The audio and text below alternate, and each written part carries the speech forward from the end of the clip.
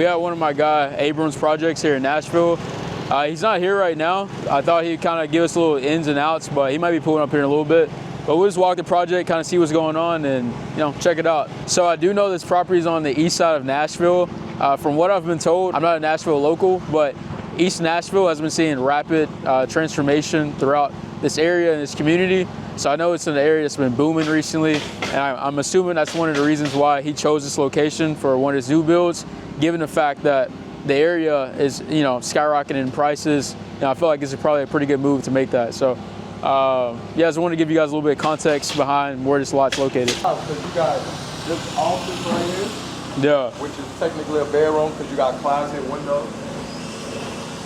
So it's like a flex space, in this era, a lot of people, they work from home, The husband might work from home, the wife go to work, or vice versa. So I always keep like an office flex space for stuff like that. Would you say like the flex space is more important for your upper price ranges, or what? I mean, I would say that at the end of the day, if you're delivering a home to somebody from all levels, having a setup for them to work from home, no matter the price point, you know what I'm saying? Now it's level to how nice the flex space go look. Yeah. At the end of the day, I like to have an area for them to work just because there's so many people working from home. Nah, that makes sense. So for a house like this, that's going for like 1.4. What do you think is the differences between that and like obviously your normal 500-600K location? I mean, of course, it's a different product. Yeah. But at the end of the day, I'm not gonna build this in a location that can't support that. Support 1.4. You know what I'm saying? That makes sense. Like, you gotta have other $1 million houses around to support the comp. So like you see over there. Yeah, I saw that when we came in. We got new construction right there. Next door, that's a new build. That's a new build right there. We got flips all up and down the street. Yeah. The neighbor, she said she's gonna tear hers down and build new. So this is the powder bathroom that we in. Another closet for storage. A lot of storage. Got you. What made you want to build the mother-in-law suite? Because I look at my comps. Like at the end of the day, in order to hit my number, that's like a must-have. You know what I'm saying? So yeah. They got mother-in-law next door. A lot of the other comps, like pretty much every single comp that I'm going off in this neighborhood, they have a mother-in-law suite. Okay, so like, makes sense. For example, you got one.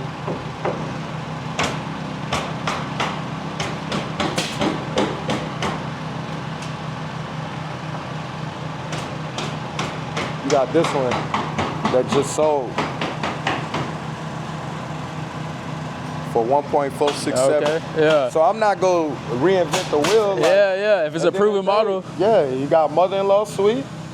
Boom, you got a nice modern home with, nice fixtures, high ceilings, all that stuff, courtyard, all that. So at the end of the day, like, I don't try to go in the area and like reinvent the wheel and be the first person to do everything. That's cool, but for the most part, if I'm gonna make 10 investments, then 7 of them need to be 100% calculated, and then maybe, I'm saying 3, maybe like 1 to 3, I'll be like, okay, let me speculate a little bit. Let me beat up, exactly. All right, cool. A little bit, All right, so let me do a heat check. Yeah, facts. All right, so another question I got, me and him was talking about it. I know at your event you kind of went on touch. So obviously you ain't here on site or ain't on site 24/7, looking at this project.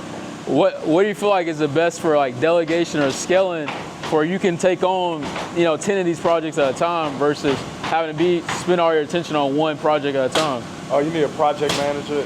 You only as strong as your team. You know what I'm saying? Like, I'm only as strong as my team.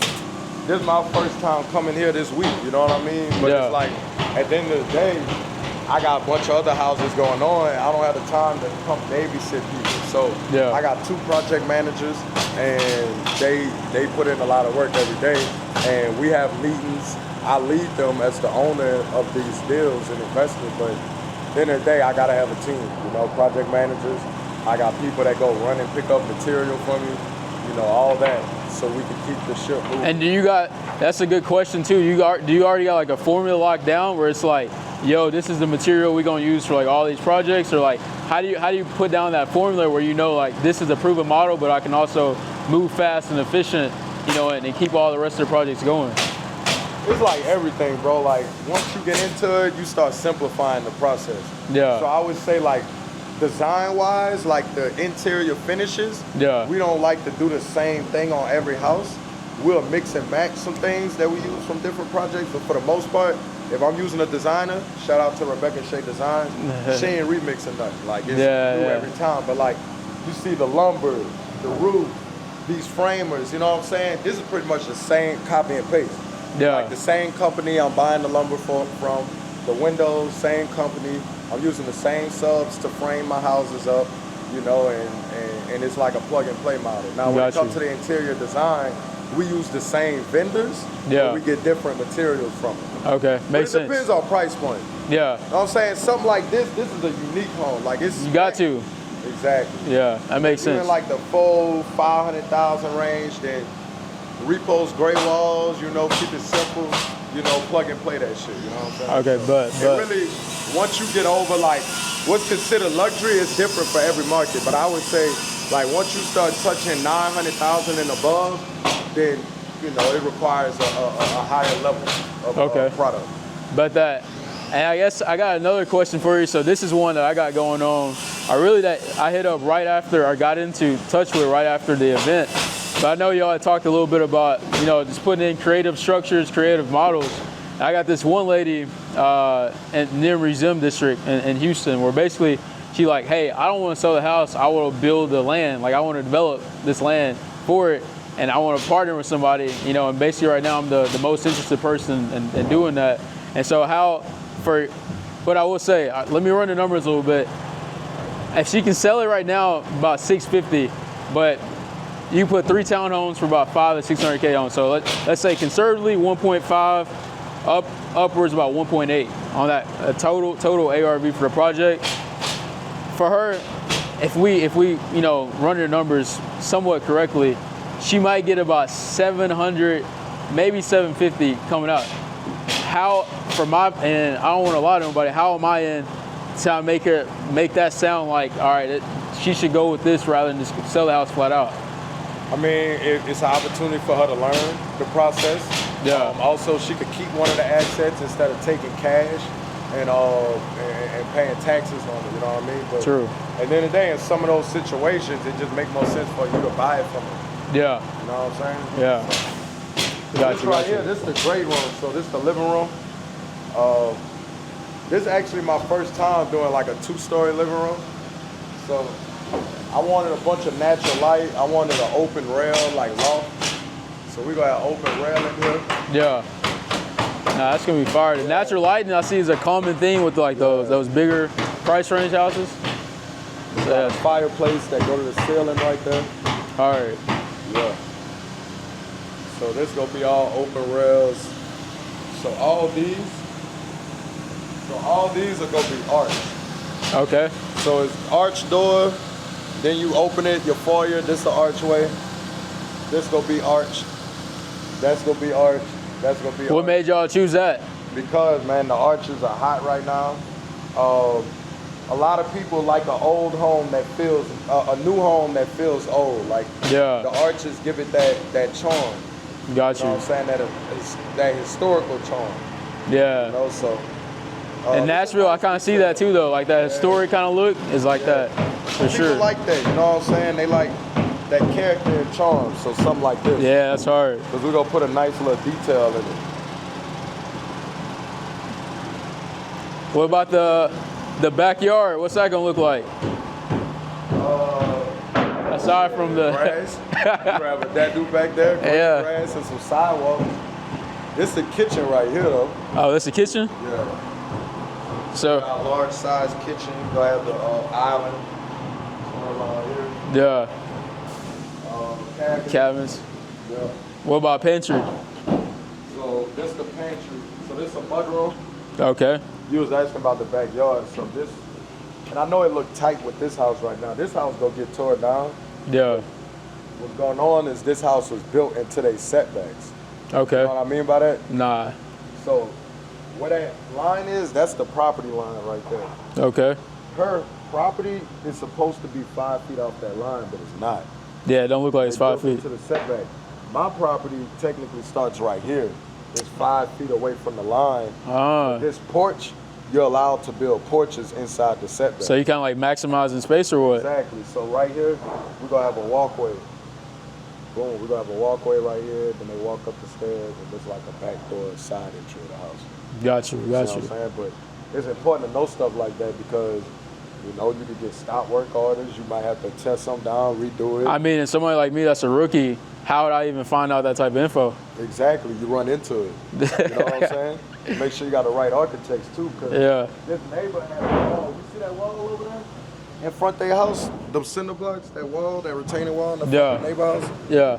That wall went all the way down here, and it was like right here. It was on my lot. So they was encroaching. But my survey and my plot plan showed, oh, we need to tear this wall up. She paid that cost. Yeah. You know what I'm saying? And yeah, we moved it. So. Got you. So this is the pantry right here. This like a butler's pantry. So it's gonna go all the way out to here? It's gonna have cabinets all the way down. Gonna have like a sink area. That's gonna be crazy. A prep area, appliance garage. So it's like down there a second kitchen. Yeah. You know what I'm saying? To where like you come in here and prepare the food. You know what I'm saying? And I learned this shit just from being in the game. You know what I'm saying? So like if you getting into construction, go walk other houses. Like that's something I used to do religiously. Go to open houses, go walk other properties and pay attention to the fixtures and the stuff in there, because then you get those ideas for your projects. Got you. Especially as you step into like a luxury higher end market. So, yeah, I mean ultimately that's where I want to be. You gotta start where you start, but exactly. For sure. So we got butler's pantry. The idea is for that to transition into the dining room, you see? So this is the dining room right here. Yeah. Boom. So you got dining. This all glass, so boom, large windows. This a new build beside us or what? Yeah, that's a new build. They on the market for 1.4 right now. Sheesh. We're gonna have like nice little transom windows above that.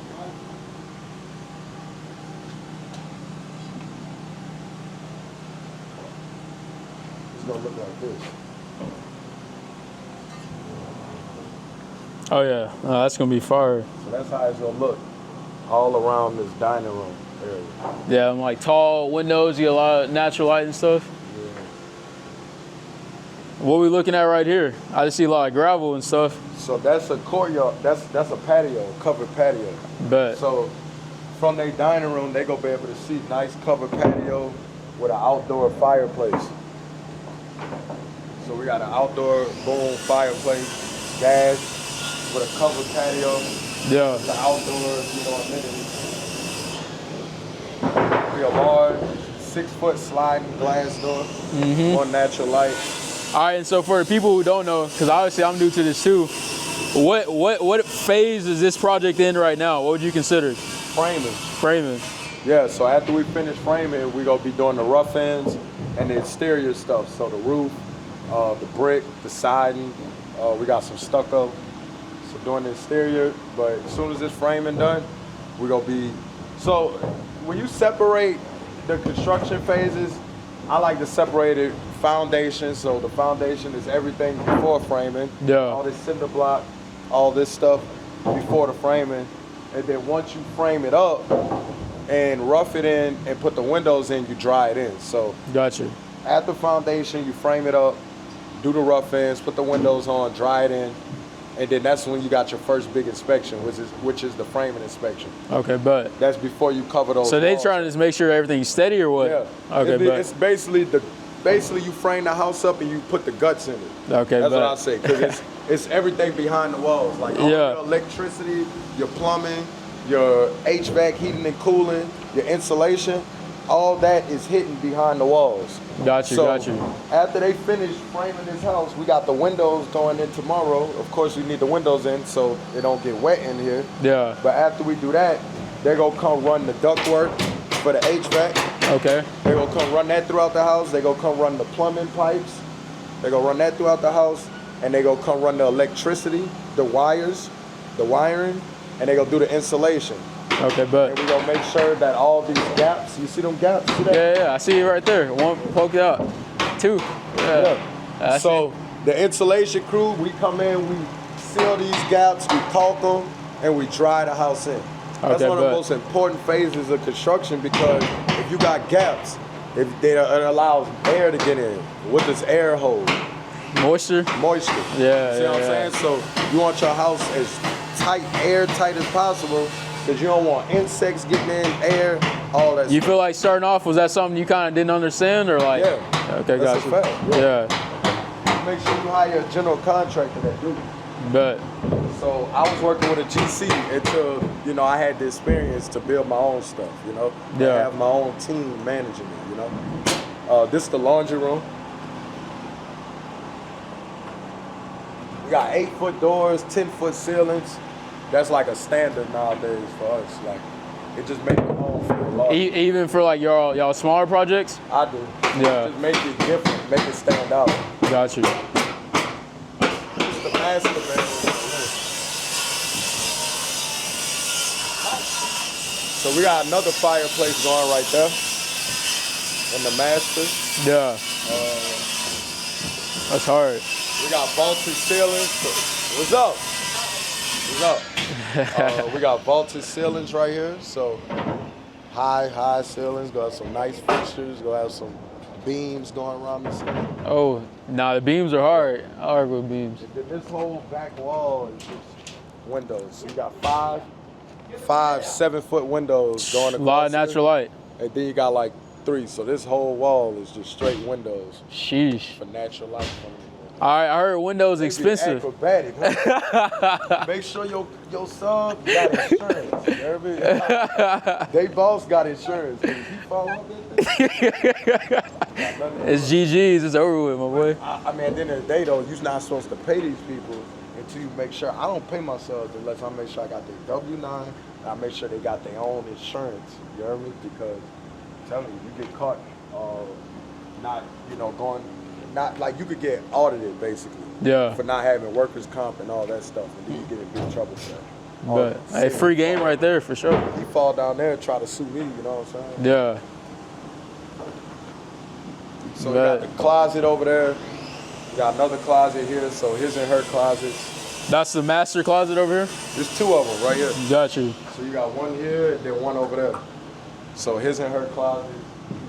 That's pretty good space. This is like a wet room. So we're gonna have the tub and the shower here. It's gonna be a 0 entry. Yeah. So it's gonna be flush with the floor. It ain't gonna be like no step up into your shower. It's gonna be straight. Oh, okay. Straight. Yeah, that's gonna be crazy. So y'all see up here, this is the crawl space. Y'all do. That's what I'm saying. In Texas, yeah, that ain't. Yeah. I heard y'all kept on the event. Everybody was going back and forth with that, but. So they call it in Texas. Y'all be saying pier and beam. Yeah. Yep. This is called the crawl space, and basically, like, you gotta have a 36-inch clearance throughout the whole crawl space. If you don't, fail inspection, and you have to fix something. Also, it's good when you have a crawl space because now we can run our plumbing and all that stuff right under here. We got room to put our HVAC system. That makes sense. All that stuff. And so is this required in Tennessee, like crawl space, or I y'all do just slabs do it? too. Okay, but it just depends on the grade. It depends on the grade of the lot. Whether I do a crawl space or a slab. Got you. They both got their pros and cons. Like with a slab, go ahead. Quick question. So the first person when you bought this lot, was the first person to contact your architect or what? Because that's where I'm kind of at that stage right now where like I'm closing in. Surveyor. Okay. My lender. Oh lender. Yeah, for sure. I mean, even before I close on it, I'm already getting my architects, my surveys, getting all them together. You know what I'm saying? So you're just in that soft cost phase. Basically, there's a lot of things that overlap. It's not really like, oh, this one, then and this one. You're juggling all at once. Together. Yeah. Hit up the architect, the GC, you know what I'm saying? The lender, get the money together. Yeah. And then as fast as you could get everything you need from them, then you can start permitting. Because once you get your permits, then you can start building. Yeah.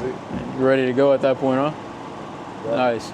And so I guess expectation-wise, when somebody, again, in my position, if I buy a lot tomorrow, what's a realistic timeline for me? I know everybody got different projects, but I'm just saying, what's a realistic project or timeline? Someone like, all right, I think you can finish this by X time.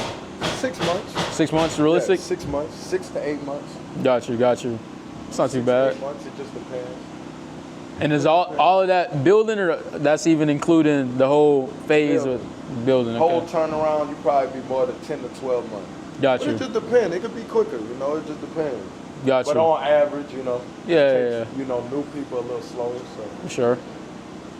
Got you. the most important thing is learning, starting out. You know, I done learned so much shit, and you'll never learn everything, but you don't really play development.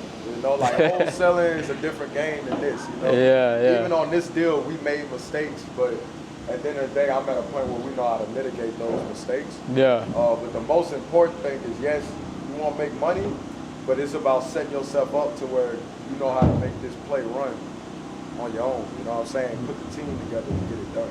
Yeah. Got you. Hey, definitely appreciate the game, my boy, for sure. Yeah, bro, appreciate you. Part of Triple M, man. You know, learn development, man. I'm not a guru. What Nas say? I'm not a guru. I'm a dude. Yeah. Shout out to my dog, man. Don't send me no lawsuit. You know what I mean? But nah, seriously, like all the people that's part of the Triple M elite program, they get to come see these projects. Like I'm not somebody that's hiding. You know what I'm saying? Yeah, like, hey, facts. Pull up to the city. Let's get a shadow session going. And this is like, I mean, it's an invaluable game, bro. You know what I'm saying? I mean, he partnered. He ain't said it yet, but he partnered with some of the guys that's from the class, right? The Geist brothers. Yeah. Yeah. So That's I mean, in Triple M. So they about to make $1 million on the houses we doing. it's crazy, bro. Together. You know what I'm saying? So. How many y'all only got the projects up and running, or what? 9. Yeah, we got one right around the corner from here. Crazy, bro. So, yeah, we have backyard. There's gonna be a walkway right here that lead to the porch. Yeah. You gonna have a nice dadu with a garage underneath it. So it's gonna be something like that. Yeah. Yeah, and we gonna have some greenery, lay down some grass and stuff, and I'm gonna let the buyer do their thing. You know, like once you start getting into landscaping, that's like a personal thing. So Yeah. with these spec homes, you don't want to spec is short for what? Speculative. Speculatory. Yeah. So at the end of the day, although certain things may seem nice to you, that don't mean somebody else want that in their house. So Yeah. although we want to put a nice design on it, we want that luxury feel, we still want them to walk into something that they could make home. You know what I'm saying? Yeah, Through true. the decor, through the landscape and all that other stuff. And I can save money on that, you know? True. I might put a basketball court back there. And they don't like basketball. you know Yeah. what I'm Facts. They might like soccer or something. But.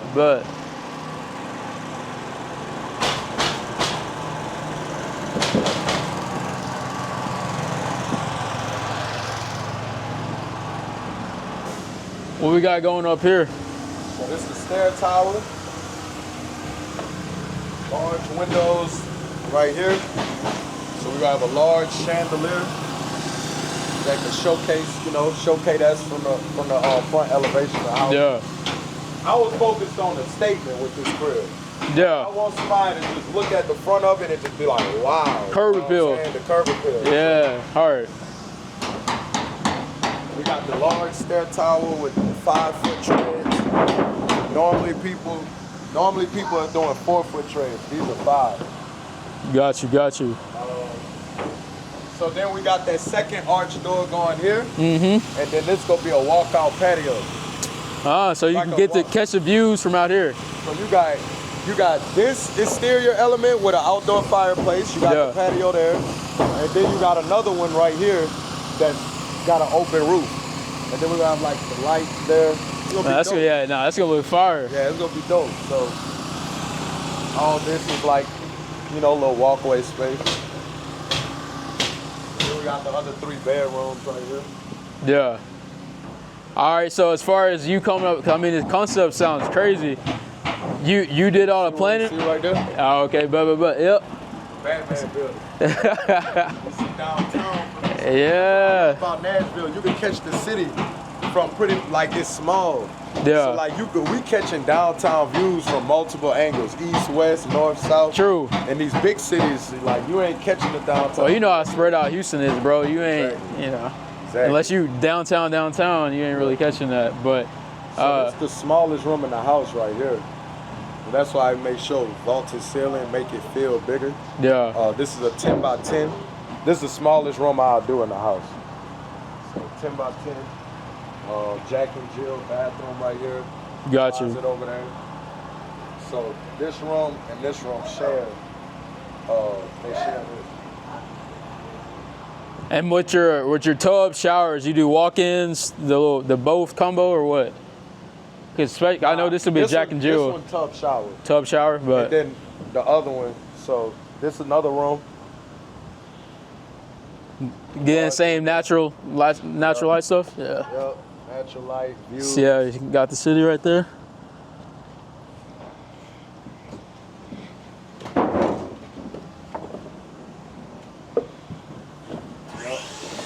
Then we got this room, which it was supposed to be here. But when I got here and I seen how much room we had, yeah, we extended it out. So all this is dead. All this is dead space. It's Word. just storage. Bet. It's storage. So what we're doing is we gonna pull it back about 4 feet to make this room a lot bigger. Yeah. But all this is storage space right here. Huh. Interesting.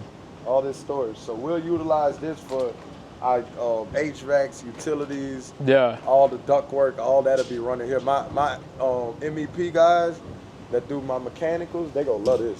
So you did that basically to make the project more efficient or what? I mean, it's just the roof, the way the roof is. Yeah. I love, with bigger homes, you always got more storage most of the time. It's just when we have those skinnies, Yeah. it's harder, but yeah, we love situations like this because now, So this is storage space too over here? yes, Damn. all that storage. Nah, that's This crazy. whole backside is storage. So they could finish this out and make this like a hidden Yeah. room. You Fact. could make this a bar, like Yeah, a little man cave or something. make this like a bar. Facts. So right now they just put down some OSB, like HVAC units and stuff that's gonna be sitting on there. Yeah. Got you. Large walk-in closet. Yeah, we'll pull this back like 4 feet. They love large rooms, so Makes sense. large rooms is a big thing. And yeah, so this, So we on what, the east side of Nashville? yeah, this East side. And east side been seeing like a lot of transformation, right? Yeah. Recently, yeah. that's crazy. This straight storage. Baby. That's a lot of storage, bro. Yeah, so they go finish it out. We gonna work on pre-selling this. So if we get a pre-buyer that want us to work with them with finishing this out, we'll finish it out. Yeah. And charge a higher price. Got you.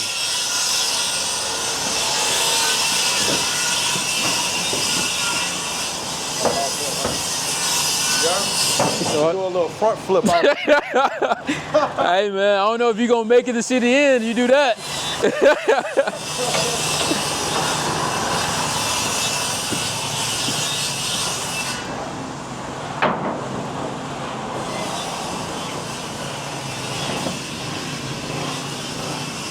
Yes, sir. Nah, house go crazy though, for sure. So I got like 15 all in this zip code, all within like 10 minutes of each other. So Is there a reason why you did that? I like these. Yeah, I like these. make the most sense. Like, I mean, it just happens. You know, I live over here. It's a good part of town. Yeah. When people know you building in a certain area, they bring you deals. Yeah, they trust you in this area. But nah, this is, like I said, one of my first videos. We're doing like a little day in the life in Nashville, my boy Abe. Hey man, definitely I appreciate you, my guy, for showing me around. Hey, this is one of the craziest young developers in the whole United States of America, bro. I was about to say in the state of Tennessee, but really in, America. I don't know how many people our age, 25, 26, 27, doing projects like this. That's crazy. 1.4. Hey man, you don't really see it, bro. Appreciate you, dog. Appreciate you. Sure. Look, Hey. we just out here to inspire the youngest like you to get in the game. For 'Cause, sure. bro, this for us. This for us, bro. Hey, you know it. And have somebody to rely on, bro. Like he saw that this could be done and he did it. You feel me? Like same thing with me. Now I'm seeing he can do it. I believe it can be done. You know, it's kind of like one of those domino effects where somebody inspire you, get the spark, and then next person, you know, run off with it and same thing. So just overall, bro, the impact that he had on so many people, including myself, is just crazy. And I know he's gonna take it to a whole nother level. So, but nah, bro, you got anything else you want to say to the people? You good? Bro, you good? y'all seen everything? Yeah. Y'all mess with my dog, Brent. For sure. Be on the lookout for him. He about to take over Houston, Texas in the development game. Yes, sir. Let's get it. We out. Sure,